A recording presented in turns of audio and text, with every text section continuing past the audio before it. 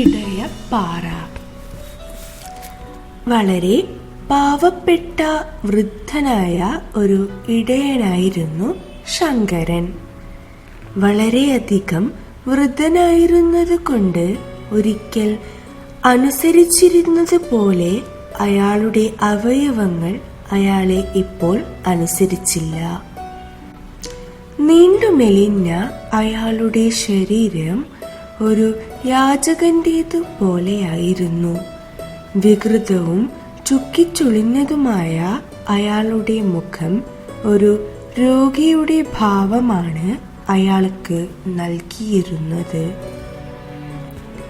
കൂനു പിടിച്ച അയാളുടെ ശരീരം എല്ലായ്പ്പോഴും ഒരു വടിയിൽ താങ്ങപ്പെട്ടിരുന്നു.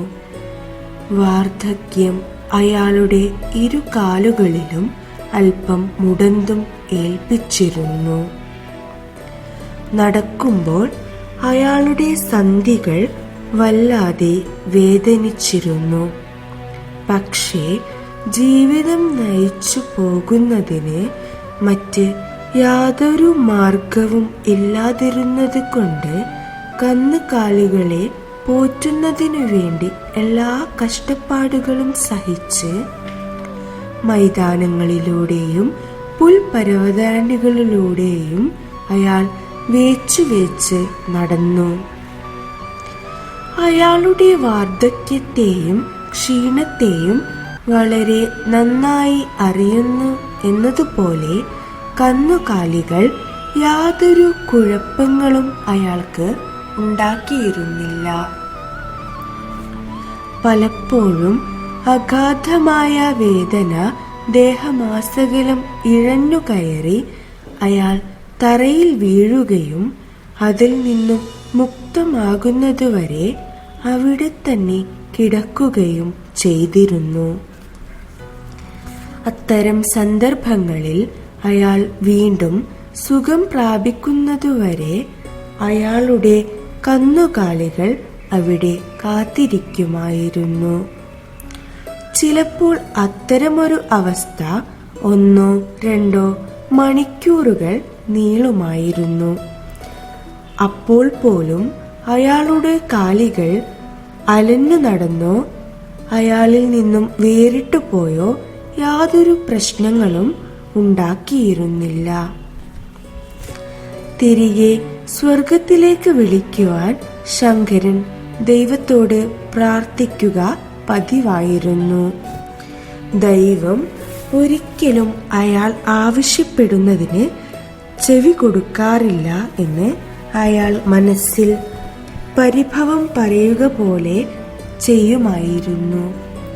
തൻ്റെ വഴികളിൽ ദൈവം എല്ലായ്പ്പോഴും വഴി കാട്ടിയിട്ടുണ്ട് എന്ന് അയാൾക്ക് തീർച്ചയായിരുന്നു.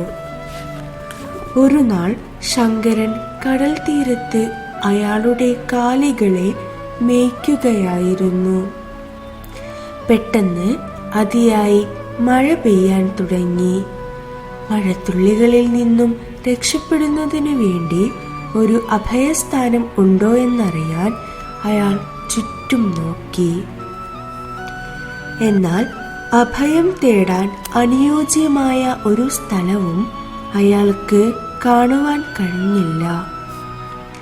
മുഴുവനും നനഞ്ഞു കുതിർന്ന് കോരിച്ചൊരിയുന്ന ആ മഴയിലൂടെ അയാൾ കാലികളെ മുന്നോട്ട് തെളിച്ചു കൊണ്ടുപോയി. അന്തരീക്ഷം വളരെ തണുപ്പായി തീരുകയും ശങ്കരൻ വിറക്കുവാൻ തുടങ്ങുകയും ചെയ്തു. മെലിച്ച അയാളുടെ വിരലുകൾക്ക് കൂടുതൽ ആ വടിയെ പിടിക്കുവാൻ കഴിഞ്ഞില്ല. അത് അയാളുടെ കയ്യിൽ നിന്നും വഴുതിപ്പോവുകയും അതോടൊപ്പം തന്നെ അയാളും തറയിൽ വീഴുകയും ചെയ്തു. അഗാധമായ തണുപ്പിൽ വിറക്കുന്നുണ്ടായിരുന്നു എന്നതുകൊണ്ട് അയാളുടെ താടിക്ക് കിടുങ്ങുന്നതിൽ നിന്നും വിരാമമുണ്ടായിരുന്നില്ല. ആ പരിതസ്ഥിതിയിൽ വേണ്ടത് കൈക്കൊള്ളുവാൻ ശങ്കരൻ ദൈവത്തോട് പ്രാർത്ഥിച്ചു. അത്യധികമായ വേദനയിൽ അയാൾ കരഞ്ഞുപോയി.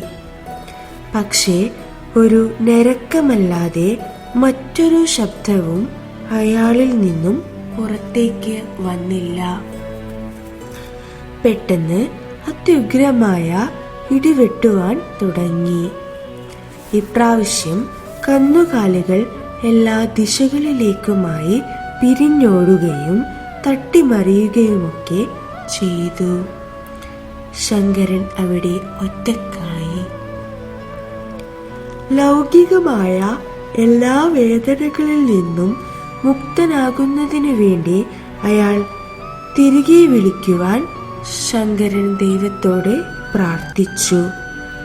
അയാൾ അപ്രകാരം പ്രാർത്ഥിച്ചുകൊണ്ടിരിക്കുമ്പോൾ അയാളുടെ മേലേക്ക് ഒരു ഇടി വന്നു.